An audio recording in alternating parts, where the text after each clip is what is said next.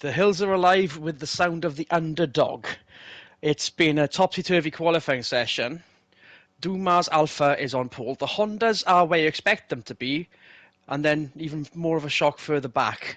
The Alphas on row 3, but the Tamiya Hondas are up there with their factory fathers, as is Henri Bianchi a shock fourth, as the favourites didn't wake up at the end of qualifying. The Renault 1-2 at the lead of the championship is planted deeply in the roots of the back of the grid, along with some of the lesser successful Volkswagens, and of course some of the race-winning teams in the past, like BMW. And we're in for a surprise. Well, we're hoping that there's going to be a very entertaining race. One alongside me, Adrian Michael Rees, Michael Swinnerton, and get after them. Hello, hello. Yeah, you're not wrong. This backwards grid is going to potentially make for some very, very interesting racing here. We're going to see the rear-wheel drives obviously bomb it off the line. Honda maybe get something in there. Alfa have been very good around here in the past, but it's a front-wheel drive favourite, is this. As you can see already, Dumas leading the field. Fisichella up from the row 3 up to second already. Bianchi didn't know what to do, and he's down to 6th already.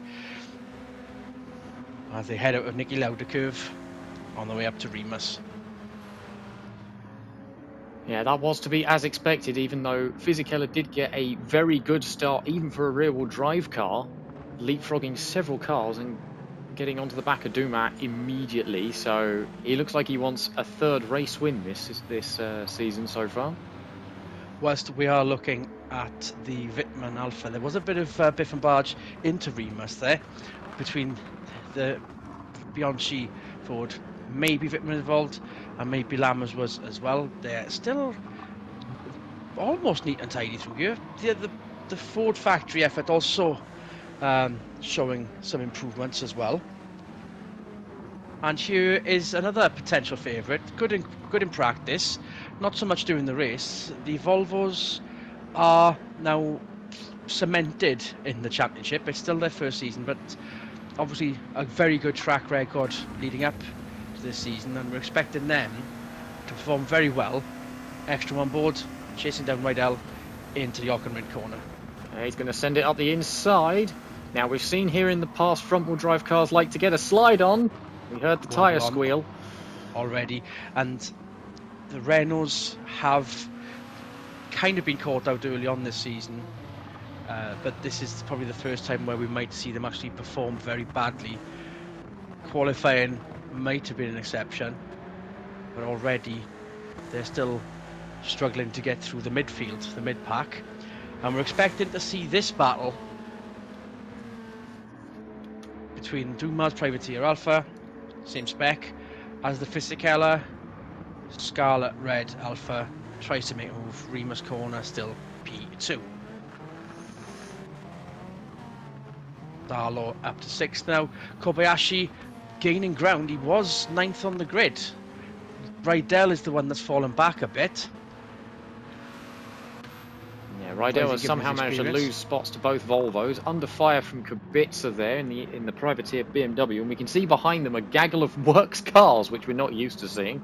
Ooh! And then that's Wickens. Not on his best behaviour, I must admit. Yeah, that almost looks deliberate. I'm not sure whether he just got caught out under braking or whether something somewhat maybe failed on the car, or whether, yeah, I don't know. Either way, that was rough. But he's not used to seeing these cars and faces around him, I suppose. He's expected to be in that position, but not with the surrounding factory scenery. Maybe the Volkswagens. You never know. The Wirtz-Suarez partnership proving very fruitful in the Scirocco's when they were allowed to run. These Golfs have not had the best of times, and we will be announcing. They'll be announcing what their efforts are going to be for next season.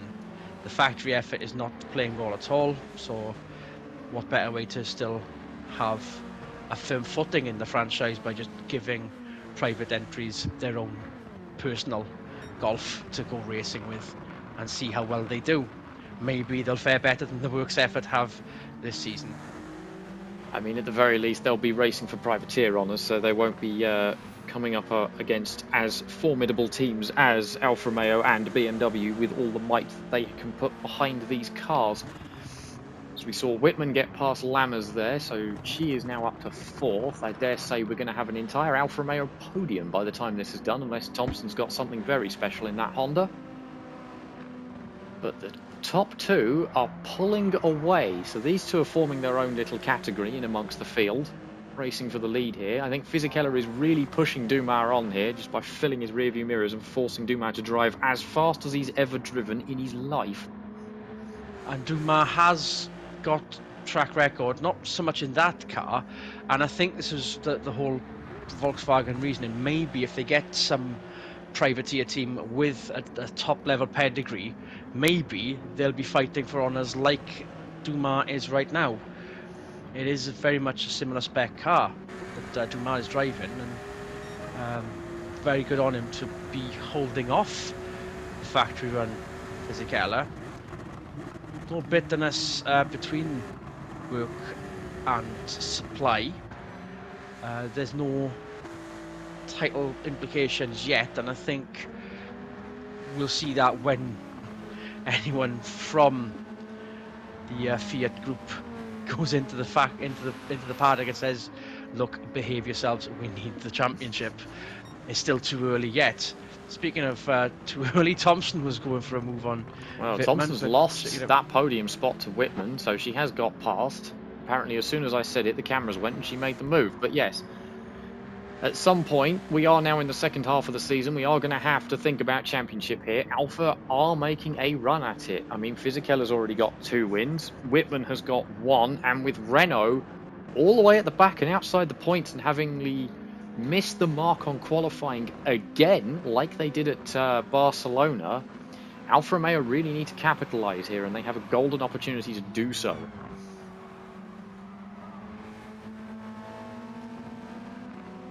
Ford providing some level of miracle. It's been a dull season for them, ahead of Bianchi now, and you can see Palou closing in on Bianchi as well. We'll just have to wait and see what happens when we get to the next venue in America, in front of their home base, so to speak, even if the focus isn't its natural habitat. No, but it is sold over there.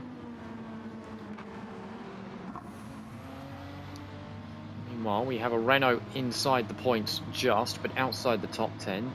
As I was saying, this is not where they need to be if they want to make a serious attempt at this championship and follow up on their early season run. Same goes for BMW, quite frankly. 14th is not where they need to be. And this is very reminiscent of the first time we did commentary. The M2 BMW wasn't proving to be the best thing out there until the sort of halfway mark of the championship. Then it managed to get its finger out. Yes, apparently that was a reverse. It was a steering rack issue. They changed out the steering rack and upgraded that part, and hey presto, it did the job for them. In the team rivalry in the back of the pack, not a good look between Suarez and Wirtz. Ricken's now overtaken Rydell, whose qualifying efforts are now all for naught, outside the points almost.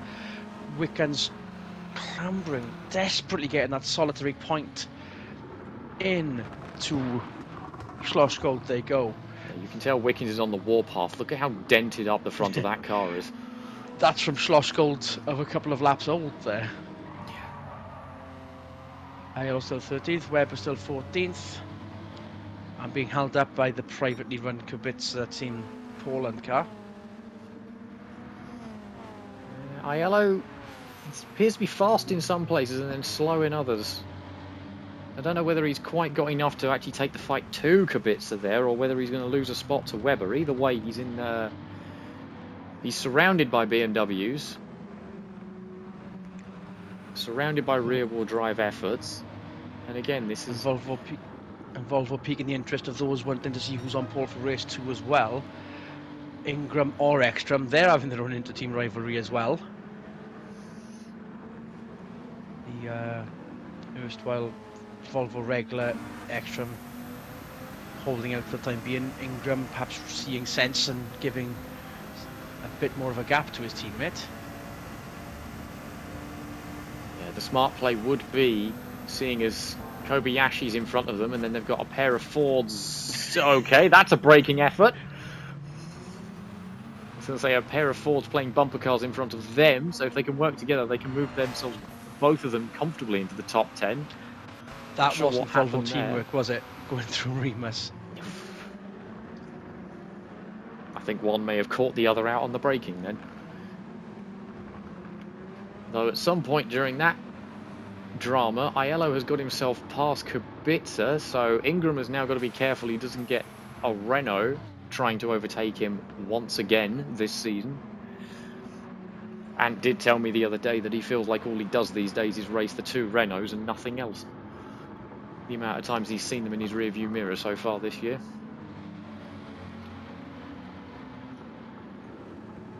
On the back of Ekstrom there, giving him a little push, trying to work together here.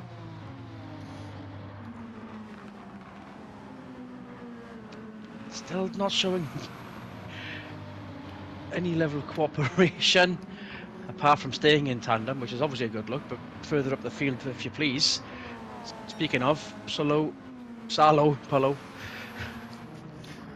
they don't rhyme. Being held off by the factory supplied Bianchi 3M Ford. Yeah, this is a very good showing for Bianchi. He's shown speed in the European series, of course, with the factory Renault ride. He's been loaned out to this 3M team for this year, so he's got some World Series experience. And he's holding up the two factory Fords. This is going to look very good for him and not very good for the Ford team. And then Kobayashi doing his damnedest not to get mugged by both Volvos by the look of things. Fisichella still striding away prudently. Here goes Ekstrom down the inside, has a look. Nearly unsettles the Honda in front of him. I feel like Ekstrom might have the quicker car here. He just needs to find a way past that doesn't upset the stewards. It is still Alpha 1, 2, 3 as we go into part 2 of the race. Wittmann clearing the Hondas and the Fords, but not enough of a gap now to get into P2. We're expecting Fisichella to get past Dumas, either through sheer brilliance or if any executives from Italy want to just spread the joy throughout the paddock by playing spoilsport. This track has always historically been a favour to front-wheel drive machinery, so having 3 Alfa Romeos on the podium must, I would assume, be ringing some alarm bells for the front-wheel drive teams. As here goes Bianchi with a look down on the inside for Lammers. Brave. I don't care, indeed. I'm in a privateer car, he says. I want a top 5 position. I want my grid slot back. Although Lammers still there. Hurting for a works ride in the world next year, perhaps. Let's see. Doing very well at Renault in the Euros, but not down the inside of Lammers. Okay, maybe he is. Down Verth, lunge. Job done. And Supper in one go.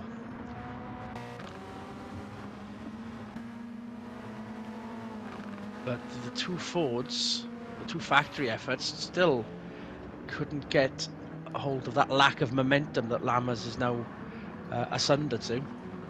I think Pallou's gone into the back of someone at some point. One of his headlights is smashed. Oh. I think that might have been the culprit from turn 1. Oh, sorry, the Remus corner.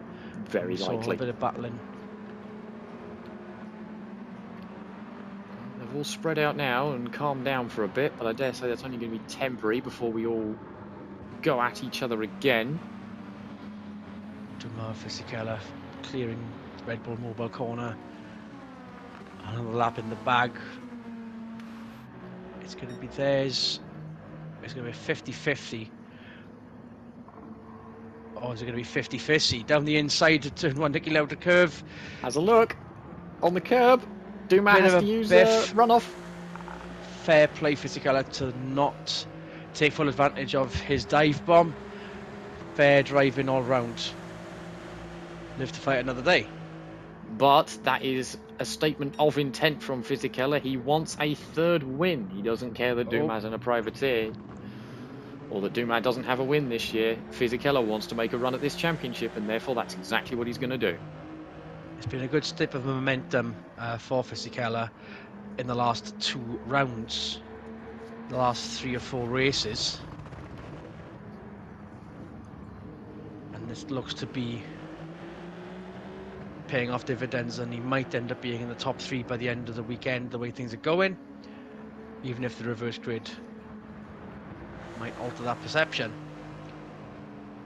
Well, we've always said that historically these Alphas, whilst they are quick, they struggle in traffic. So starting, if they stay as they are, he'll start 9th, and in theory that means he'll have, you know, traffic to contend with and probably won't make his way up the grid as much. But never say never with how quick these cars have been recently. There he goes again.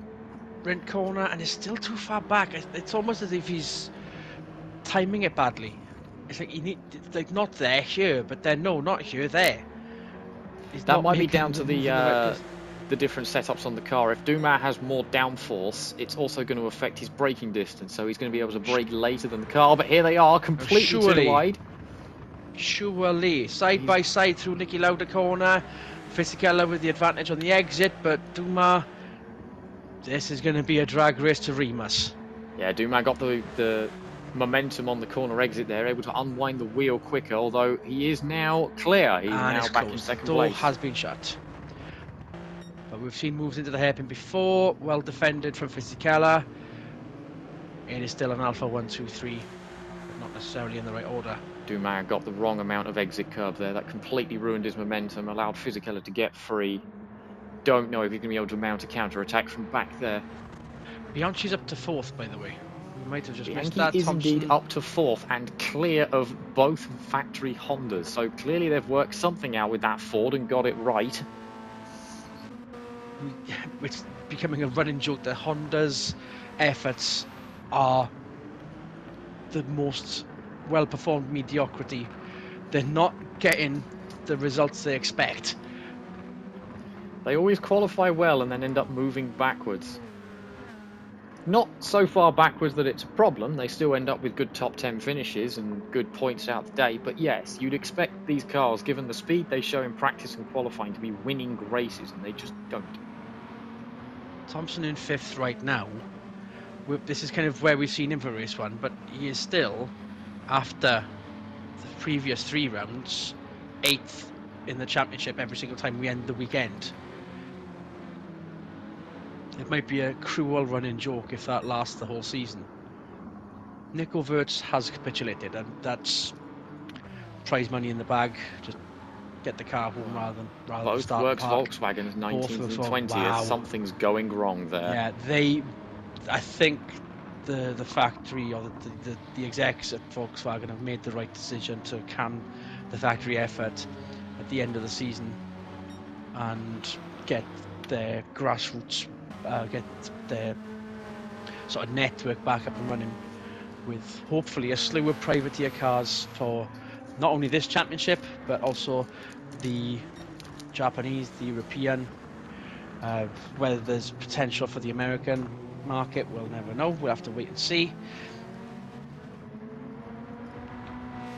Well, they're still keeping the wording as I read it was in the European series there'll still be a factory effort with those 2 Siroccos with Nilsson and Rusinov driving, but then any privateer that wants to run a Volkswagen in any other championship will then get more support from Volkswagen for it. So Volkswagen essentially just focusing on privateer efforts out around the world. The Scirocco does have a good track record. We've seen it in the Worlds. It's just a shame it's not allowed within the current World Formula. Yeah, if only they made a 5-door model of the Scirocco. The Scirocco also, incidentally, is on record as the only front-wheel drive car to win a championship so far. Everything else has been won by a rear-wheel drive car. Which hurts Volkswagen even more. Fisichella has now let Dumas go. He is gone fastest lap in the bag as well. I don't think Wittmann's going to get that this time by, even though there's a clear road ahead of her. Yep, she's tracked across the beam now. And no one else is going to get the fastest lap, stuck behind traffic. Yes, there's slipstreaming, but of course, judgment through the braking areas and the tight hairpins will put pay to any fast lap. On board, Sarlo, low behind. Whilst Wittmann does have a clear amount of track, is it just me, or is she being caught by Bianchi and Thompson? And well, there goes Sarlo. That's a dive. Some of those around the outside of the hairpin moves have been spectacular this race. Hopefully, the more can continue this weekend. He sealed it as well. We managed to get him going all the way around the outside. I wonder if that's some sort of rallycross technique that I'm not aware of. And yes, you can see Wittmann is still not clearing Bianchi and Thompson. It is still on map, theoretically within the same camera shot. Not right there. But if we see them through Wirth, there's Wittmann, there's Bianchi, and there's everyone down to 8th, 9th, 10th. Propped up by the factory Volvos. Behaving themselves now still. Aiello finally up to 12th. Webber still 13th, clearing the Team Poland car. Schneider now in the points. Still will be a disappointing day for her though. 15th is not where she wants to be.